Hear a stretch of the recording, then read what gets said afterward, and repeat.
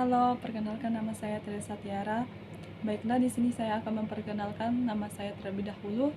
Nama saya Teresa Tiara, NIM 21104171313, kelas M1, mata kuliah Supply Chain Management. Baiklah, di sini saya akan menjawab segala soal-soal yang diberikan Pak Adi Musalin. Pembicara Profesor Nyoman Pujawan. Isi topik pembicaraan supply chain strategi bagi perusahaan. Supply chain penting bagi perusahaan yang mendeliver produk dari pelanggan. Ada beberapa karakteristik produk, dua strategi supply chain yang berbeda, apa yang disebut postponen, dan tantangan mengelola supply chain management. Variasi produk yang banyak menciptakan kesulitan dalam kegiatan produksi penyimpanan, sehingga dibutuhkan cara yang berbeda untuk mengatasi variasi produk yang semakin tinggi. Tantangan mengelola supply chain yaitu variasi produk yang semakin banyak, variasi produk pun semakin pendek, sehingga pelanggan yang cepat berubah akan material yang semakin sulit, saingan semakin tinggi, variasi informasi pada supply chain produk. Fungsional yang orang beli karena fungsi dasarnya. Contohnya, air produk, inovatif produk yang setiap saat dalam berbasis inovasi, artinya akan banyak peluncuran baru di pasar setiap waktu terjadi perubahan, dan di tahun yang akan datang tidak ada lagi produk itu. Sulit, saingan semakin tinggi, variasi informasi pada supply chain produk. Fungsional yang orang beli karena fungsi dasarnya, contohnya air.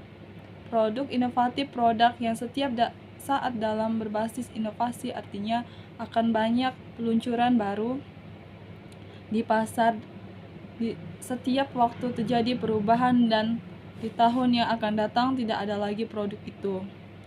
Strategi efisien dan responsif yaitu yang satu, physical, proses pengelola kegiatan secara fisik, mulai memproduksi barang, penyimpanan, pengiriman dari produk yang kita produksi.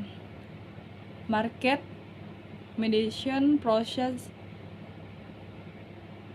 tahu mediasi pasar, di mana aktivitas ini seperti promosi, memperkenalkan produk di pasar, mendesain, serta memberi diskon harga atau markdown. Postponen, ketika kita mengambil contoh dari mobil zaman dulu yang tidak jauh bentuknya berbeda dari sekarang. Ketika variasi meningkatkan, tidak mungkin untuk meningkatkan konsep mass production atau make to stock. Alasan melakukan postponen ini karena mereka ingin menawarkan produk yang lebih banyak kepada orang-orang. Konsep postponen dalam industri garment adalah penunda penawaran produk.